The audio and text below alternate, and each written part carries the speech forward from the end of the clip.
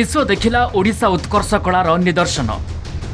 G20 शिखर सम्मेलन रे विश्वर राष्ट्र मुख्यों को कोणार्क चक आगे स्वागत कले प्रधानमंत्री नरेंद्र मोदी। नवा दिल्लीर प्रगति मैदान रे भारत मंडपम रे विभिन्न देशर राष्ट्र मुख्यों सहित हाथ मिलाई स्वागत जनाइथिले नरेंद्र मोदी।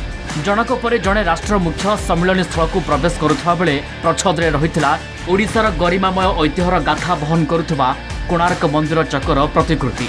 प्रच्छदे थिबा ए भास्कर्य कलार शोभा देखि अभिभूत हो पड़ते विभिन्न राष्ट्र मुख्य। प्रधानमंत्री मोदी अमेरिका राष्ट्रपति बाइडेन समेत विभिन्न राष्ट्र मुख्यों को कोणार्क चक संपर्क में रोचक तथ्य जणाइथिले। कोणार्क जो है वो एक चक्र है जो भारत में जो हमारी जो परंपरा है, हमारी संस्कृति में हम लोग जीवन की निरंतरता पे विश्वास रखते हैं। हमारे यहाँ चक्रीय सर्कुलर मोशन में हम लोग विश्वास रखते हैं।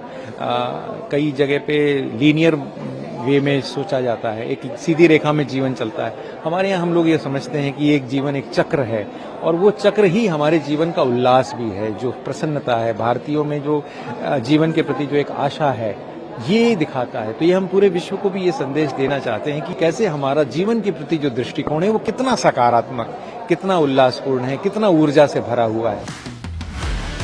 1300 शताब्दी लांगुला नरसिंहदेव कोणार्क सूर्य मंदिर निर्माण करथिले। रथाकृतिर सूर्य मंदिर में 24 चक रही। भारतर जातीय पताकार ये चकर अर स्थान पाई।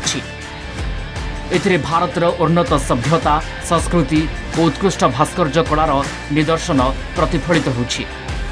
कोणार्क चकर घूर्णन गति समय कालचक्र सहित प्रगति और निरंतर परिवर्तन प्रतीक भाव दर्शाई थाए।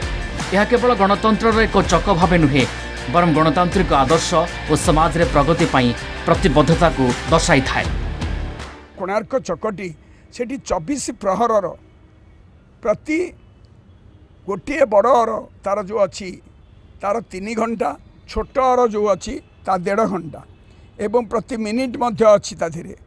तेणु समय केते बलवान, समय पृथ्वी के कौन करुच्ची। आज G20 रे प्रिय मोदी जो कले भारतवर्षर ये जो ये टी ऐक्य, भारतवर्षर समस्त ऐक्य लगी, किंतु ओडिशार जो सुंदर कलाकृति ताहा होची अति अद्वितीय। यह ओडिशा पई एक गर्व और गौरवर विषय।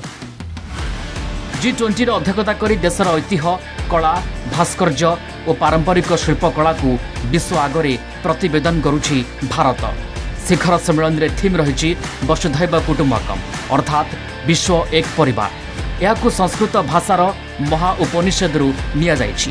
प्रवेश पथरे कोणार्क चक विश्व को प्रगतिर नवा वार्ता देछि। Bureau report, Kalinga TV.